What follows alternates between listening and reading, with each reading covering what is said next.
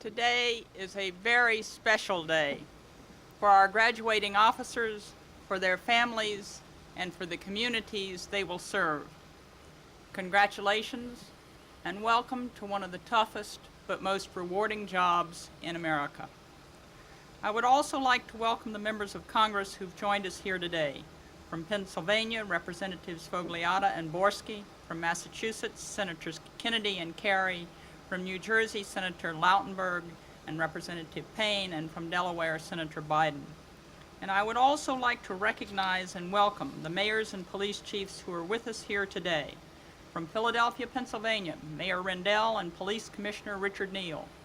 From Bristol Township, Pennsylvania, Mayor Anthony Cipolla and Police Chief Thomas Mills. From Union City, New Jersey, Mayor Bruce Walter and Deputy Police Chief Paul Hannick.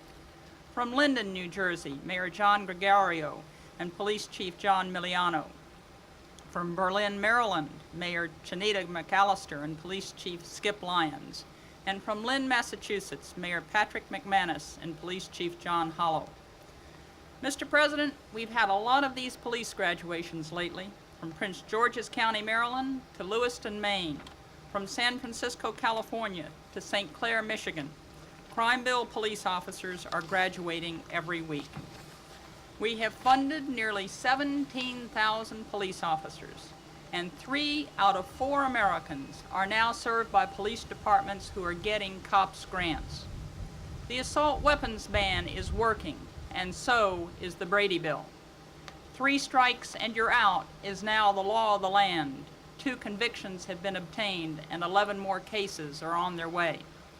Just last month, the first Violence Against Women Act conviction meant 20 years to life for a man who beat his wife, locked her in the trunk of his car, and drove around for 6 days, not the 1-year call for in state law. Money is going to every state to fight violence against women. Soon, communities will receive money to establish drug courts, boot camps, and to improve criminal history records. Mr. President, your crime bill is working.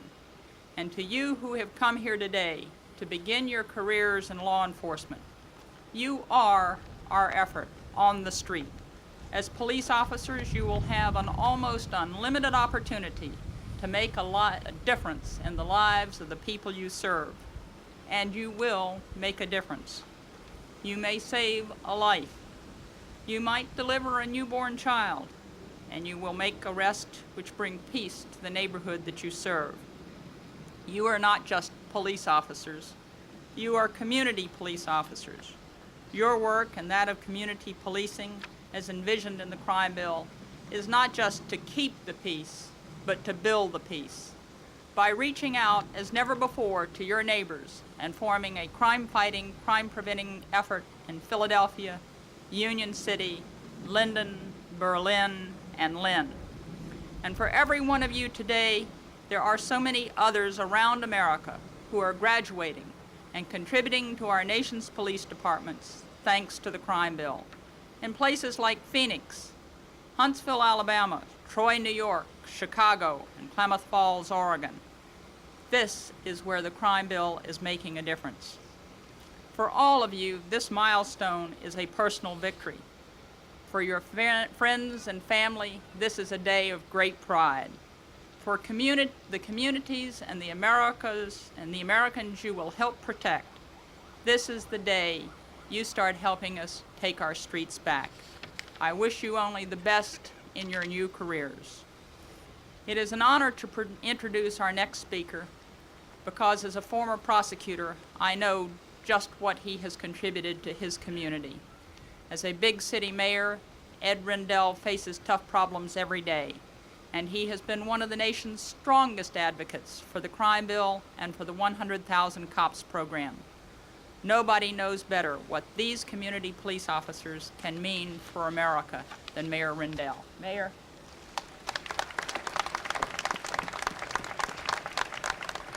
Thank you very much, General Reno, and thank you for your incredible leadership in helping pass the crime bill and helping implement it. Let me begin by thanking President Clinton for his relentless determination to pass the crime bill, which has already added thousands of police the streets of our cities and towns all throughout the United States of America. Without the President's incredible level of commitment, the initial defeat of the crime bill in the House of Representatives would have spelled the end. But this President fought back, and with the help of legislators from both parties, we are here today to swear in these fine police officers. The police officers that are going to be sworn in today will be the first installment for the people of Philadelphia, the first dividend under the crime bill. And in the next 3 years, the city of Philadelphia, with the help of the crime bill, will add 753 policemen to our force. This represents a nearly 15% increase in the amount of policemen on the streets of the city of Philadelphia, and they will help make every one of our neighborhoods safer. Mr. President, on behalf of 1.6 million Philadelphians, we thank you for your determination and your stick-to-itiveness that have made this day possible. To the members of the Philadelphia Police Force, to our new policemen and policewomen, congratulations to you and your families. You are entering what we believe is as fine a police force as exists anywhere in the country, a police force that has helped make Philadelphia the safest of America's 15 largest cities. As Attorney General Reno said, you are entering upon a job, as all of the officers are here today, that is the most dangerous in this country. But as General Reno also said, it can be the most rewarding job of any that all of us do. Congratulations again to you. God bless you and Godspeed.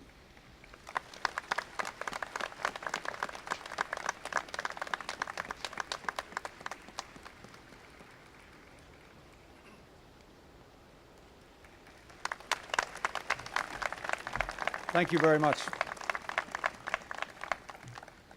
Thank you, Attorney General Reno, for your outstanding work. Thank you, Mayor Rendell, Senator Biden, Senator Kennedy, Senator Kerry, Congressman Foglietta, ladies and gentlemen from all across our country who are here today. These 263 new police officers are living proof that our crime bill will help to make your community safer and help to make America safer. I want to thank the Attorney General for the work she has done to cut through the red tape and the bureaucracy to turn the crime bill into a reality. The Congress passed it, and I did push hard for it, but in no small measure because of the Attorney General and the dedicated people at the Justice Department, we have already awarded almost 17,000 new police officers to over half the police departments in the United States. We are under budget and ahead of schedule. And most important, I want to thank all of you who are with us today who are dedicating your lives to law enforcement. I know I speak for all Americans when I say thank you. I want to take a moment, if I might, to speak about another person to whom we all want to say thank you today, an American hero who risked his life in service to our country. I know all of you and all of our fellow citizens join me in rejoicing at the rescue of Captain Scott O'Grady late last night.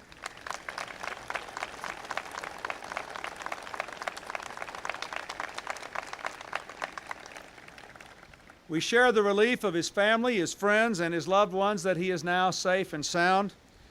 I can tell you that he's now on a United States aircraft carrier, and we're looking forward to having him back home on American soil. His bravery in the face of great danger and uncertainty is an inspiration to all of us. I can tell you that having followed this almost hour by hour for the last 6 days, when he gets back here and tells the whole story, it will be an astonishing story indeed. He was well trained and well prepared, but he also rose to an extraordinary challenge. I also want to say how very proud I am of the skill of all of those who took part in the operation to rescue him and those who supported them. Yesterday evening, when it became clear that Captain O'Grady had been located in general and that a rescue operation was possible, and we began to get regular reports, and then it became obvious that he could be rescued, but that the group could not get in and out before daylight in Bosnia. there was no doubt in the minds of either the commanders or our people in uniform that even though that entails some increased risk, they had to go and get him out, that he had survived for 6 days, and 6 days was long enough, and they did their job. And last night when I talked to Captain O'Grady's parents after 1 o'clock in the morning, they and all of his siblings were full of joy and pride and gratitude. Let me tell you that they proved once again, all these people, that our country has the finest armed forces in the world, and we are very, very proud of them and ecstatically happy today.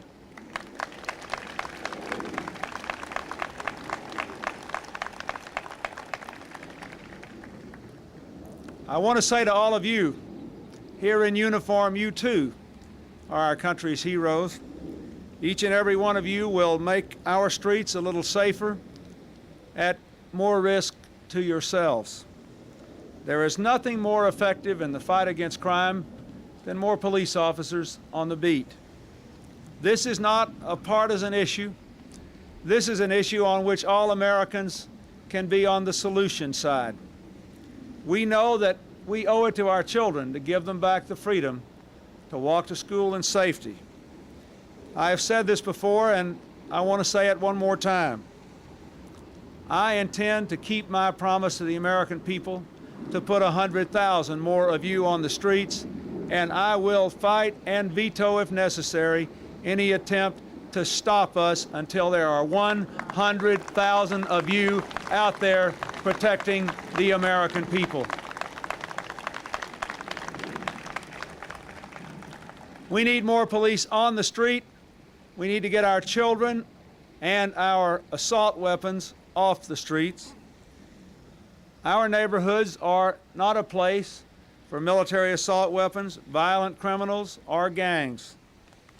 In recent months, we have seen all too clearly that keeping our country safe and secure requires new efforts by both our government and our people. The crime bill provides law enforcement the tools they asked for. After the tragedy in Oklahoma City and what we endured in the World Trade Center, law enforcement needs additional tools to crack down on terrorists wherever they may come from within or beyond our borders. I am very pleased that last night the Senate passed my anti-terrorism legislation. I thank Senator Dole and the Republicans who voted for it. I thank Senator Daschle and the Democrats who voted for it. I thank them for working together. That's what America expects us to do, after all. Now I want to urge the House of Representatives to act as quickly as possible. Some there have said maybe they ought to slow this up. Well, I assure you that the people who work in terrorism operate on their own timetable, and they will not pause for an extended debate in the United States Congress. So let this bill be reviewed. Let it be examined. That is the job of the legislative body. But let us act quickly. The safety and security of our people is not now and must never become a partisan issue. Now, let me say one other thing. The budget passed in the House of Representatives, as distinct from the one passed in the Senate, reduces the crime bill by about $5 billion. We do need to cut spending further. We can move toward a balanced budget, but I don't think that is a good idea. The crime bill was carefully balanced. It was worked on for 6 years.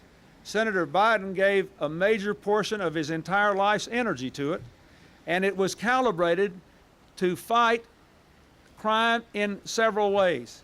It had more police, more punishment, more prisons, and more prevention. And it had all those elements because the law enforcement community told us that we needed to have those elements. I believe as strongly as I can say that we can continue to reduce the deficit.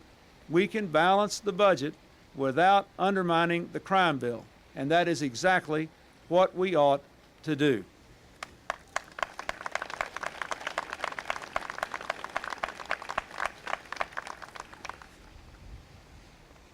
In the next few months as we get into this budget debate and we argue about what to cut and where to spend,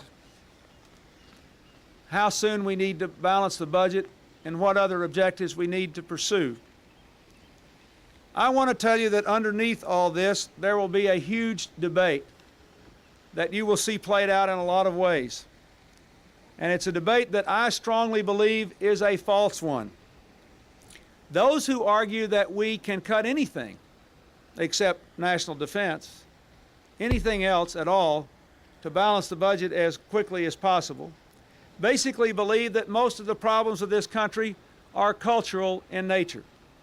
That if people would simply behave themselves and take responsibility for their own lives and tend to their families and show up for work every day, we wouldn't have the problems we've got, and therefore it is not necessary to make these investments. Others will argue that the first responsibility of government is law and order, that another responsibility of our government in this time with this global economy just beating the living daylights out of working Americans so that they never get a pay raise, even though they work harder. There is a responsibility to help people make more of their own lives, to get the education and training they need to compete and win in a global economy. There are others who will argue that there are people who, through no fault of their own, because they're very young children or elderly or disabled, cannot take care of themselves and deserve some support from our government. And so you'll see this big argument, the cultural side and the economic and political side. I personally believe it's a phony argument. Now, I know from my own family's experience, I had a brother who was addicted to drugs and who did time because of that. I know that there is no program in the world that can make people do the right thing if they're not prepared to take responsibility for themselves. I am well aware of that. I know that. But I also know that unless we take responsibility collectively for doing what we can, we will have people killed on the streets that don't need to be killed.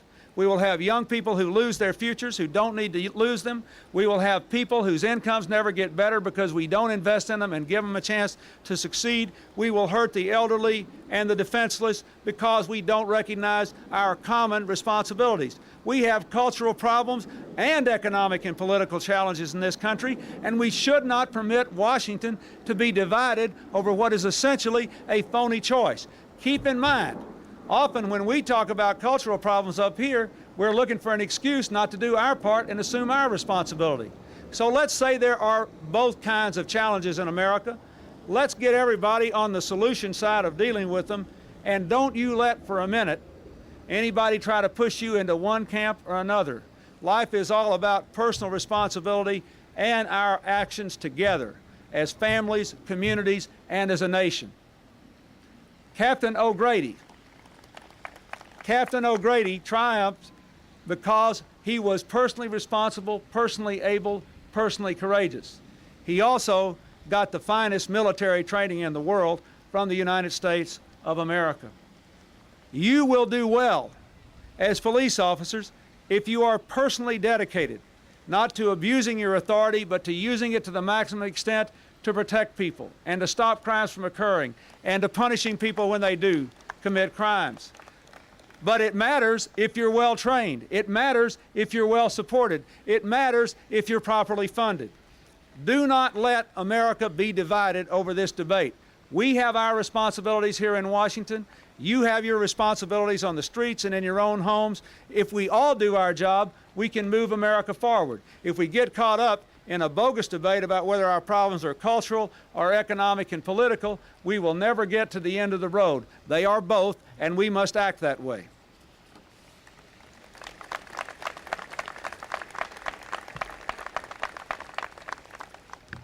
Let me just say one thing in closing.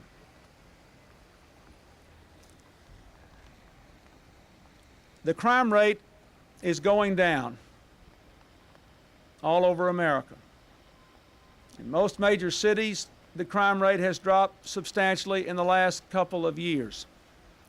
A lot of that is because of able and visionary mayors like the mayors that we honor here today, because of the reforms that have been undertaken in cities like those that I saw when Mayor Rendell and I walked in his neighborhood streets in 1992 and as I have done since then in the city of Philadelphia.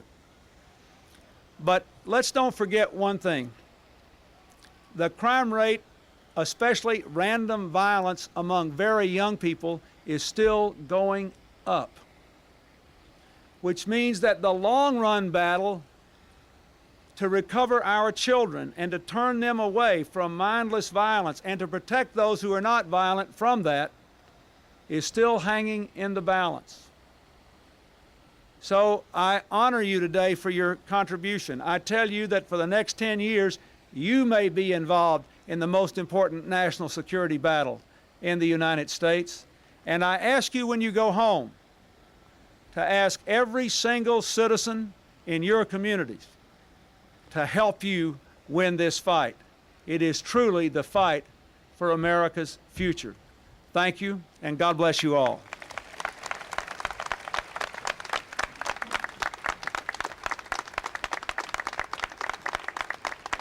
The President will now witness the administering of the oaths of office, beginning with Philadelphia, Pennsylvania, by Mayor Edward Rendell and Police Commissioner Richard Neal.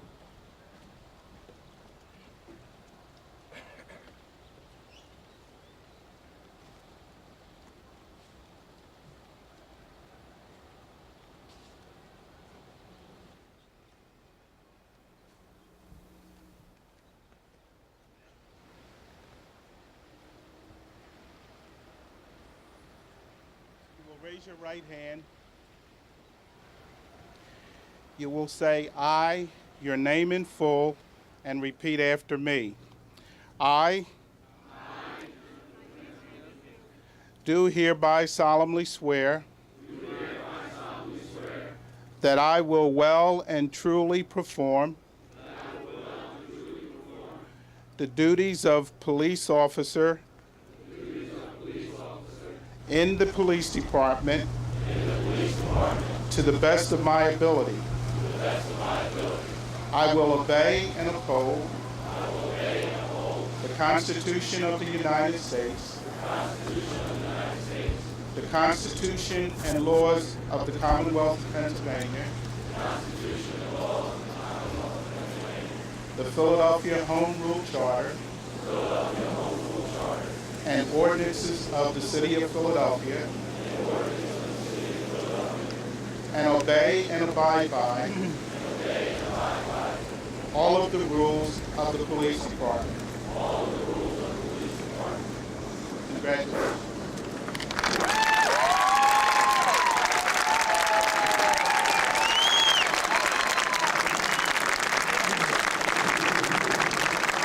The recruits of Bristol Township, Pennsylvania, will now be sworn in by Mayor Anthony Cipulo and Chief of Police Thomas Mills.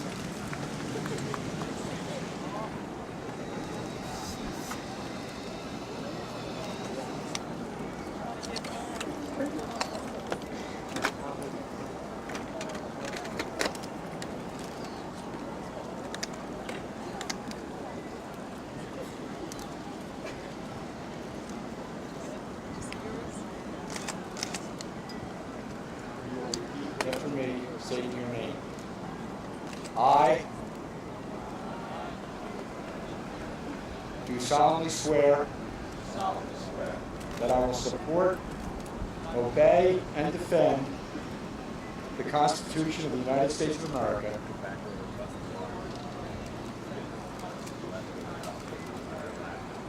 and the Constitution of the Commonwealth of Pennsylvania, that I will be guided in my duties of my office solely by the laws and regulations of the United States of America, the Commonwealth of Pennsylvania, and the Township of Bristol. That I will discharge the duties of my office with fidelity, honesty, and integrity.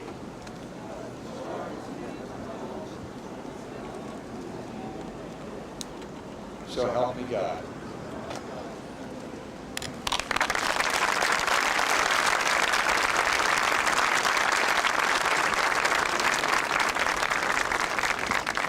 The recruits of Union City, New Jersey will now be sworn in by Mayor Bruce Walter and Deputy Chief of Police Paul Hannock.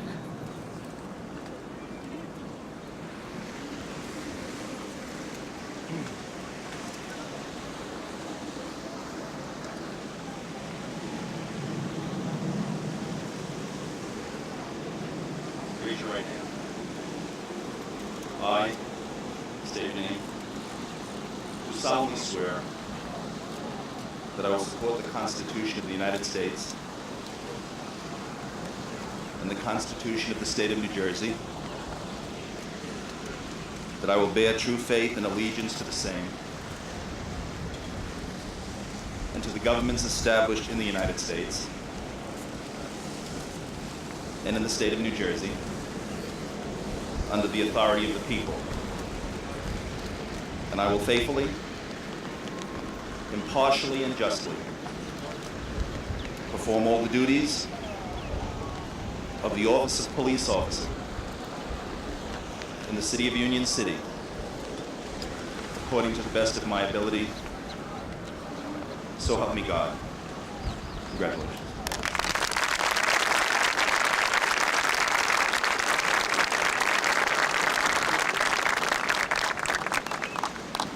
The recruits of Linden, New Jersey will now be sworn in by Mayor John Gregorio and Chief of Police John Miliano. Raise your right hand. You do. I do solemnly swear that I will support the Constitution of the United States and the Constitution of the State of New Jersey, and that I will bear true faith and allegiance to the same and to the governments established in the United States and in this state, under the authority of the people,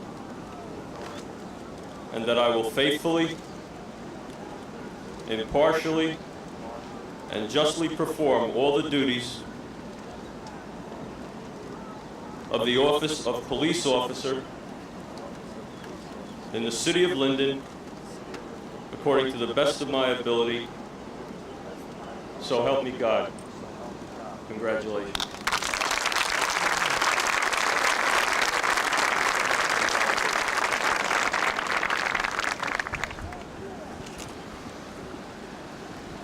The recruits of Berlin, Maryland will now be sworn in by Mayor Janita McAllister and Chief of Police Skip Lyons.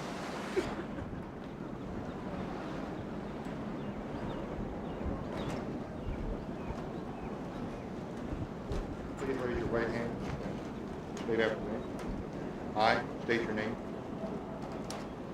Do swear that I will support the Constitution of the United States and that I will be faithful and bear true allegiance to the state of Maryland and support the Constitution and laws thereof, and that I will, to the best of my skill and judgment, diligently and faithfully, without partiality or prejudice, execute the office of police officer according to the Constitution and laws of this state. Congratulations.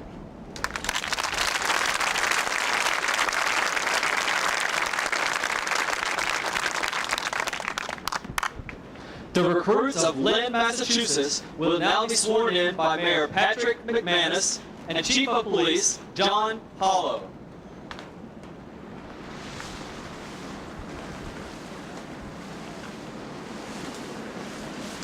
Please repeat after me. I state your name. Do solemnly swear that I will bear true faith and allegiance to the Commonwealth of Massachusetts and support the Constitution thereof, so help me God. I state your name. Do solemnly swear and affirm that I will faithfully and impartially discharge and perform all the duties incumbent upon me as a Lynn police officer.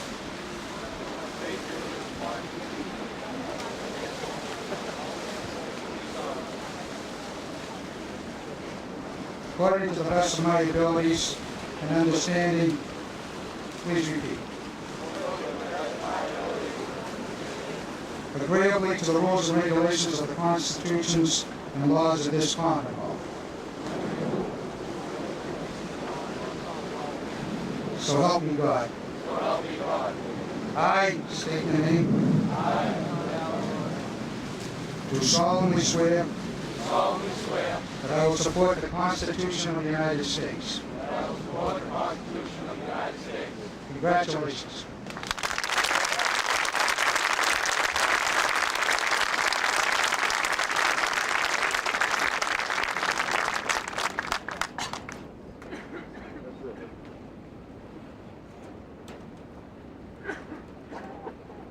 Ladies and gentlemen, we're adjourned. Thank you for being here.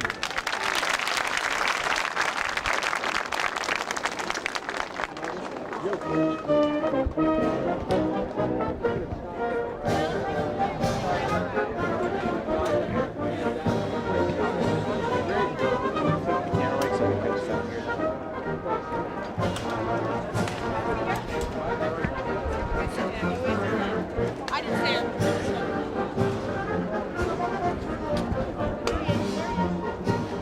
Yeah, there he is.